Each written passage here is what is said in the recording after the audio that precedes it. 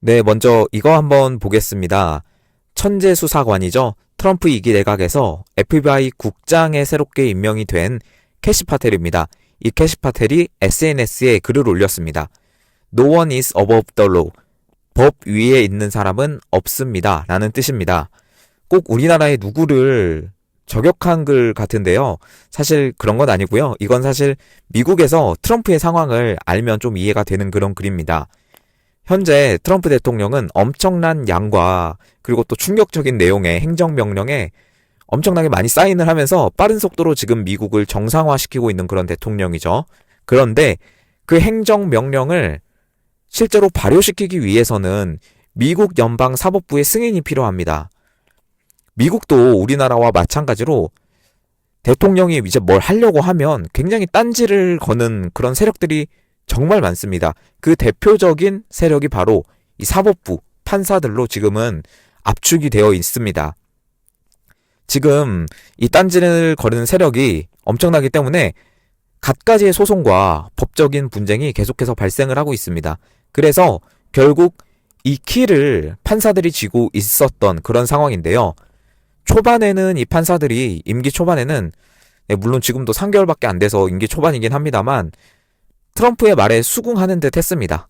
그러나 얼마 지나지 않아서 이러한 행정명령에 대해서 자꾸만 불허하는 그런 판결을 판사들이 자꾸 하는 거예요. 그래서 실제적으로 현장에서 그 행정명령이 발효되기 어렵게 일종의 시간 끌기처럼 계속해서 태클을 걸고 있었는데요.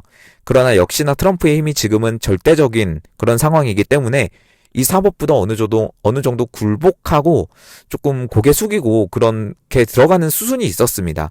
그러나 아직까지도 남아있는 어떤 판사들은요, 끝까지 이러한 트럼프의 정책들에 대해서 반대를 하고, 겉으로는 정치적인 중립성이 있는 사법부니까 판결을 통해서 반대를 한다고 하지만은, 그러나 누가 봐도 일방적으로 계속 태클을 거는 그런 사법부의 움직임에 대해서 트럼프도 지속적으로 본인의 SNS나 여러 가지 언론을 통해서 비판을 해왔었고요. 이 법정 싸움이 굉장히 많습니다. 지금 트럼프 행정부가요, 출범한 지 3개월 정도 됐죠.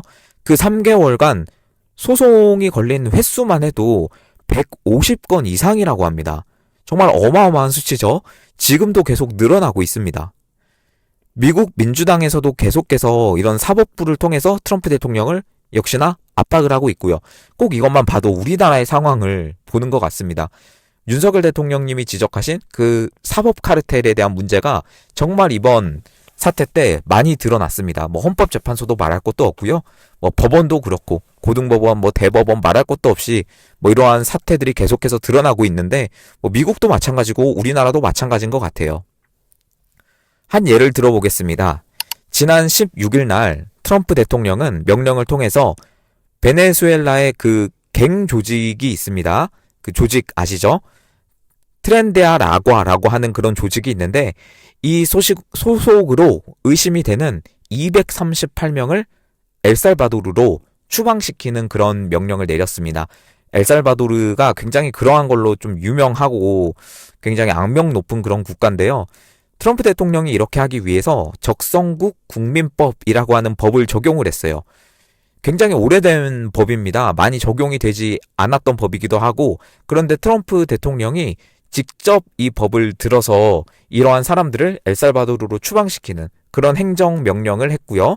이거에 대해서 또 사법부가 그 중에서도 보스버그라고 하는 판사가 있습니다. 이 사람이 이들을 태운 비행기가 이륙하고 있거나 비행 중이라면 어떻게든 미국으로 돌아와야 한다. 라고 하는, 정말 여러분 들어도 무슨 말씀인지 모르겠죠?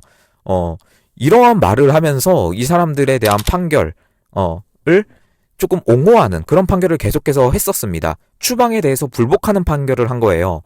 이거에 대해서 트럼프 대통령은 지금 보스버그라고 하는 이 판사, 이 사람을 탄핵해야 된다. 잘라야 된다. 판사로서 자격이 없다. 이런 말을 하면서 지금 사법부와의 갈등이 계속해서 커지고 있는 그런 상황입니다. 앞선 캐시 파텔의 SNS 글도요, 트럼프 측에서 이런 사법부 판사들의 행태에 대해서 비판하는 측면에서 누구도 법 위에 있을 수는 없다라고 하는 그런 글을 쓴 겁니다. 재밌는 게 저 글이 올라오고 나서 이런 일이 또 발생을 했습니다.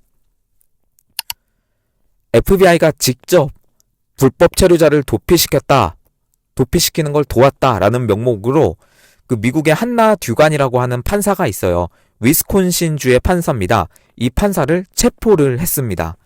플로레스 루이스라고 하는 불법 체류자가 있었습니다.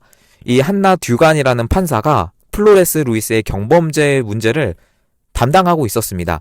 이러한 경범죄 사건과는 별개로 해서 미국의 이민세관 단속국 ICE라고 들어보셨을 거예요. 최근에 그 미국의 유학생들에 대하여서 좀 비자를 취소하고 뭐 직접 나서기도 하고 이런 기관 ICE고요. 그리고 아시는 것처럼 FBI 그리고 DEA라는 기관이 함께 이 플로레스 루이스 이 사람을 체포하러 법원에 온 거예요. 법원에 직접 왔어요. 그런데 한나 듀간 판사가 이렇게 체포하러 온 요원들을 보고 법원장에 가봐라. 거기 있으니까. 라고 돌려보낸 다음에 길목에서 만났는데 돌려보낸 다음에 플로레스한테 가가지고 법정 뒷문으로 법원을 빠져나가게 도왔다고 합니다. 참고로 이 법정 뒷문은요.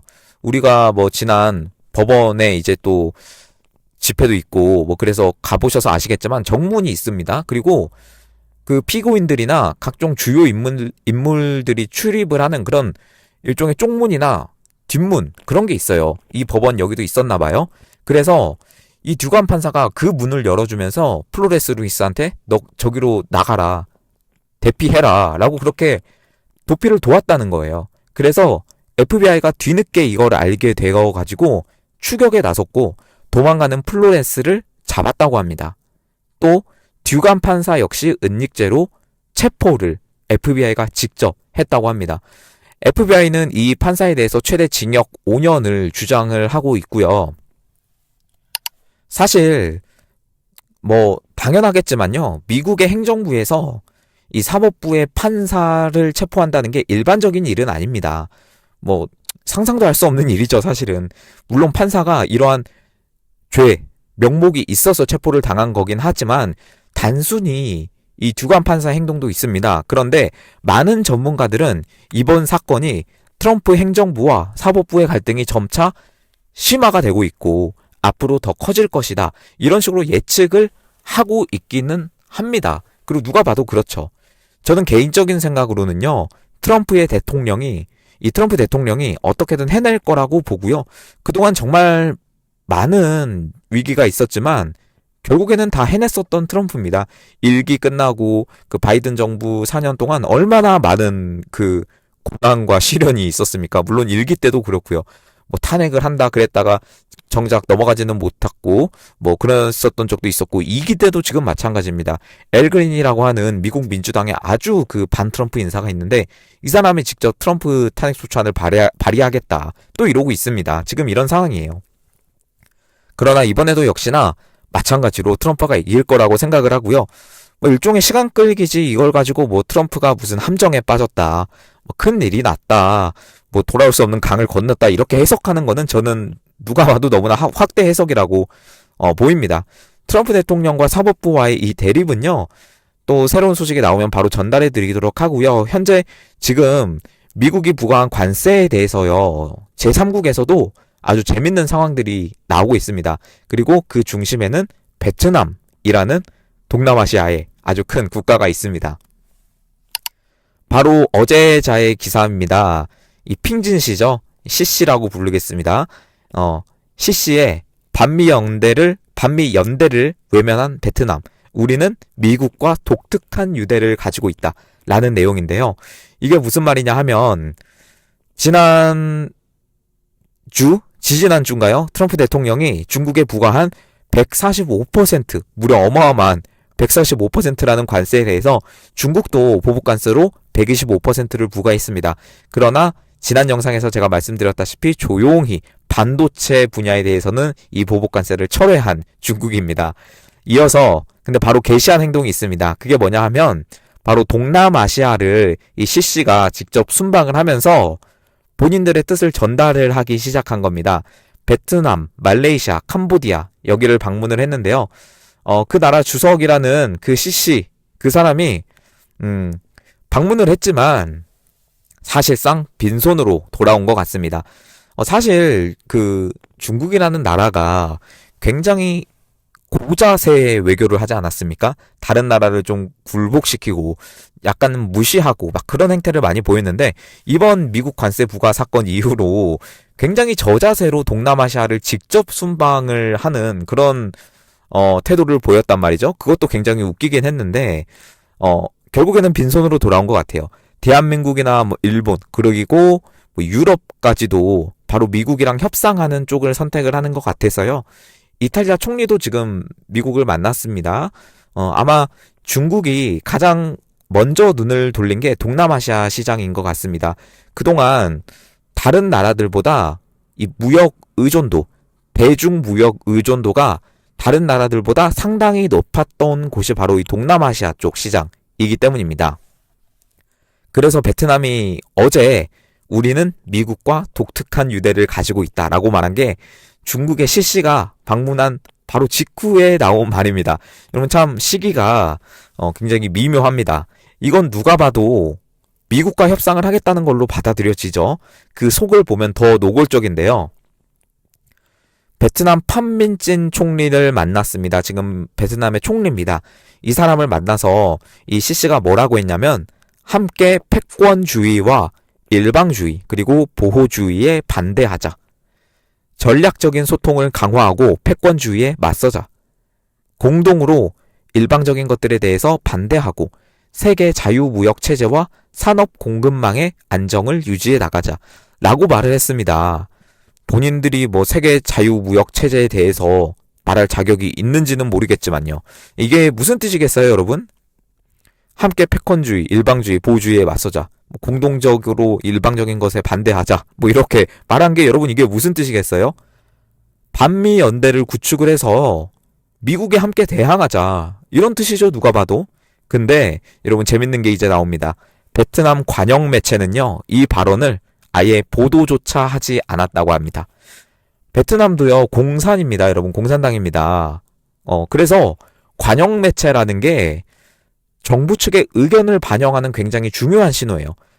우리나라 언론처럼, 물론 우리나라 언론도 굉장히 여러분 말이 많고 말도 안 되는 그런 행태를 많이 보이고 있는데, 우리나라 언론과는 조금은 다르게 거기는 정부의 입장을 굉장히 대변하는 그런 관영 매체라는 게 있어요. 근데 일부러 보도를 안 한 것 같고요. 정부 측의 의견을 반영하는 굉장히 중요한 신호인데 보도를 안 했습니다. 그리고 또 재밌는 게 베트남의 공업무역부가 이 CC가 떠나자마자 뭘 했냐면 바로 중국산 제품의 대미 우회 수출을 막겠다 라고 해서 그런 방안까지 직접 구체적으로 발표를 했어요. 중국이 관세 때문에 미국에 직접 수출을 못합니다. 물론 할 수는 있지만 하면 더 손해가 나는 그런 상황이에요. 미국이 틀어 막아버려서. 그래서 다른 나라를 통해서 미국에 우회 수출을 했었죠. 트럼프 일기 때부터 이게 좀 관행이 돼가지고 많은 나라들이 미국에 우회 수출을 하는 그런 문화가 생겨버렸습니다. 문화라고 하긴 좀 뭐하지만. 네, 그런데 우리나라도 얼마 전에 매트리스가 딱 적발이 됐었죠. 우리나라보다 더 많이 이런 우회 수출 기지로서 중국의 기업들이 많이 진출한 나라 중에 가장 큰 나라를 하나만 뽑아라 라고 하면 바로 베트남입니다. 뭐 이어서 멕시코, 캐나다 이렇게 있는데 베트남이 가장 커요. 그 규모가 무려 1,500억 달러나 됩니다. 많은 중국 기업들이 옮겨온 그런 나라기도 하고요. CC가 순방 첫 국가로 이 베트남을 선택한 것도 그런 이유가 있는 거죠. 근데 그 베트남에서 이제는 우회 수출도 우리 정부 차원에서 막겠다. 이런 발표를 해버린 겁니다. 그리고 어제 미국의 사모펀드 워버그 핑커스의 CEO인 그 제프리 펄먼이라고 하는 사람이 있어요. 경제 좋아하시는 분들은 많이 아실 만한 분인데 이 사람이 또 베트남의 팜민진 총리와 만났는데요. 이 자리에서 바로 미국과는 베트남이 다른 나라와 맺은 관계와는 다른 독특한 유대가 있다. 유니크 본드라고 표현을 했는데요. 독특한 유대가 있다라는 말이 여기서 나온 거예요. 관세 인하와 미국산 제품 수입 증가를 통해 지속 가능하고 균형 잡힌 무역 관계를 만들 것이라고 직접 이 베트남 총리가 말을 했습니다. 사실 이전에 관영 매체에서도 보도를 안 하고 뭐 그런 간접적인 느낌은 있었지만 완전히 뭐 이제는 노골적으로 미국과 함께 하겠다라고 직접적으로 표현을 하고 있습니다. 또 미국이 군사 전문지 1945라고 하는 매체를 통해서 발표한 내용이 있습니다. 여기서 보고를 하기를 미국 전직 관리와 방위 산업계 인사를 통해서 말한 내용입니다. 베트남이 미국산 F-16 전투기를 구매하기로 미국 정부와 합의를 했다라고 보도를 했습니다. 그리고 최신 기종인 F-16V를 구매를 이제 베트남 정부 측에서 희망을 하고 있고 구매 대수가 무려 24대 이상일 것이다. 여러분 이게 한두 푼 하는 게 아닙니다. 단위 그램당 이게 금보다 비싼 제품이에요. 근데 이게 10kg 합니까? 여러분 몇 톤이 나가죠? 엄청난 그 전투기인데 라고 이렇게 보도가 나왔습니다. 이 조치는 중국이 크게 분노할 수밖에 없는 그런 조치이기 때문에 이제는 베트남도 확실히 노선을 정한 게 아닌가 그렇게 보입니다. 다른 말레이시아나 캄보디아나 뭐 이런 국가들도 제가 볼 땐 이제는 선택을 강요당할 것 같아요. 중국도 방문을 하고 미국은 협상 안 하면 관세 안 풀어준다고 하고 막 이런 식이니까 둘 중에 선택을 해야 되는 거죠. 이제 중립외교는 없습니다. 우리나라도 마찬가지고요. 미국이 봐주고 중국이 봐주고 그런 시기는 지났어요. 이제는 선택을 해야 됩니다. 트럼프 대통령이 그 부분을 정확히 노린 그런 실제적인 조치가 지금 이루어지고 있는 겁니다. 베트남의 선택에 따라서 물론 이미 선택을 했다고 봅니다만 지금 동남아시아 국가들의 그런 지형이 완전히 뒤바뀔 수 있는 그런 상황이 이제 또 벌어질 것 같고요. 지금 동남아시아를 방문을 했지만 전혀 성과도 없고 오히려 미국에 대해서 더 친근하게 대하는 베트남을 보면서 저쪽에서도 많이 위기감을 느낄 거라고 생각을 해요. 지금 우리나라도 지금 최상목과 안덕근 이 두 사람이 미국 재무부 장관 스콧 베선트와 미국 무역대표부의 대표 제이미슨 그리어랑 만나서 이제 잘 협상을 했습니다. 일단은 조선이나 LNG 이런 거를 카드로 가지고 우리나라에 대해서 좀 관세를 유예해 달라 라고 해서 어느 정도는 받아들여진 것 같아요. 근데 완전히 결론이 난 건 아니고요. 이제 7월 8일에 그 90일 관세 유예가 끝납니다. 그래서 그 전에 아마 협상을 이제 실무 협상을 하고요. 5월에 에이펙 행사가 우리나라에서 있습니다. 회의가. 그래서 이 미국 무역부 대표가 다시 한번 방한을 하는데 그때 아마 또 실무 회의를 한다라고 합니다. 여러분 우리나라도 좋은 결과가 있기를 바라고요. 아무튼간 트럼프가 지금 하는 활동을 보면 물밑에서 계속해서 중국을 압박하고 있고요. 이제 물밑도 아니죠. 대놓고 압박을 하고 있고 그리고 제3자 국가들에 대해서는 빨리 협상을 하자. 심지어 이런 말도 했어요. 선착순이다. 선착순으로 더 좋은 조건을 가져갈 것이다 라고 말을 해서 이제 너나 나나 할 거 없이 미국 트럼프 쪽과 재무부 쪽과 협상을 하려고 나서고 있는 상황입니다. 베트남도 보시면 지금 누구보다 빠르게 이렇게 나서고 있는데 원래 이렇게 친중 국가고 친러 국가이기 때문에 이제 미국이 좀 굉장히 그 우회 수출 기지이기도 하고 굉장히 좀 눈의 가시처럼 바라보는 그런 베트남이었는데요. 이번에 미국으로 오면서 다시 한번 이 중국의 입장이 더 난처해지는 그런 상황입니다. 그러니까 중국의 마지막 희망이라고 하면 제3국들이 반미 연대를 구축을 해서 이제 미국과 함께 대항하는 미국이 관세 때려버렸으니까 너네 기분 나쁘지? 이제 우리랑 함께 하자라고 하는 그런 연대, 일종의 반미 연대를 구축하는 게 중국의 일종의 희망이었고 전략이었습니다. 그렇기 때문에 또 시시가 동남아시아를 방문을 한 거죠. 근데 그 전략마저 미국에게 간파를 당했고요. 미국이 결국에는 그쪽이랑 붙으면 관세 너네 더 빡세게 때릴 거다라고 이렇게 천명을 하고 있기 때문에 이 동남아시아 국가들도 마음 놓고 그쪽이랑 함께 할 수가 없는 거죠. 중국이랑 함께 할 수가 없는 그런 상황입니다. 미국도 굉장히 이를 갈고 있습니다. 이번에 트럼프 2기가 시작을 하면서 완전히 지금 임기 초반부터 몰아붙이고 있거든요. 이걸 왜 가장 먼저 처음 했냐면 아무래도 시간이 걸리기 때문이에요. 트럼프 임기가 4년이 남았습니다. 4년인데 이제 한 3년 9개월? 3년 8개월 정도 벌써 남았네요. 이런 상황에서 최대한 빨리 이 문제를 해결해야 내부적으로 중국을 더 많이 압박하고 이렇게 할 수 있는 카드이기 때문에 가장 먼저 이걸 한 게 아닌가 싶습니다. 네, 여러분 지금 계속해서 윤허게인 행진 전국에서 이루어지고 있습니다. 제가 어제는 청주를 다녀왔는데요. 청주가 정말 좌경화가 많이 된 도시여서 조금 걱정을 하기도 했고, 청주 시민분들은 아실 거예요. 이 말이 무슨 말인지. 과거에는 안 그랬는데 지금은 좀 많이 변했다 이런 말도 많이 하셔서 저도 어느 정도 동감을 많이 했습니다. 그런데 정말 첫 번째 윤허게인 행진 성공적으로 마쳤고요. 많은 애국 시민분들 나와 주셔서 도와주시고 이 NPC 계몽하는데 힘을 써 주셨습니다. 저는 앞으로도 제 목적은 그겁니다. 뭐 여러 가지 활동이 있고 영상으로 이렇게 알려드리는 거 또 있지만 여러분 저는 이건 부수적이라고 생각하고요. 결국 이런 영상을 만드는 거나 라이브를 하는 거나 저의 목적은 그겁니다. NPC 계몽. 그거 하나예요. 솔직히 말씀드리면. 근데 진짜 답답합니다. 보고 있으면 답답하고요. 화도 나고요. 뭐 그런 상황이 계속 나오지만 그럼에도 여러분 지켜야 되는 게 우리나라 아니겠습니까? 독립운동한다는 마음으로 계속해서 해나가도록 하겠습니다. 네, 여러분은 정말 많이 말씀드렸지만 이 우파 유튜버들에 대한 알고리즘 탄핵이 계속해서 진행이 되고 있습니다. 여러분 도와주시고요. 제가 도와드리는 건 이제 많은 게 있겠지만 구독과 좋아요 눌러주시고 영상 끝까지 봐주시고 그리고 멤버십 가입을 통해서 조금이나마 지원해 주시면 감사드리겠습니다. 항상 이 고정 댓글에 달아놓거든요. 그렇기 때문에 지금 1%까지 제가 홍보를 하려고 하는데 아직 1%가 멀었습니다. 그렇기 때문에 계속 홍보를 할 거고요. 그리고 개인적으로 계좌를 후원해 주시는 분들 정말 감사드립니다. 그분들 덕분에 제가 이렇게 영상 만들고 라이브도 계속 할 수 있는 것 같습니다. 마지막으로 영상 하단 참고 부탁드리겠습니다. 오늘 영상 여기서 마치도록 하겠습니다. 감사합니다.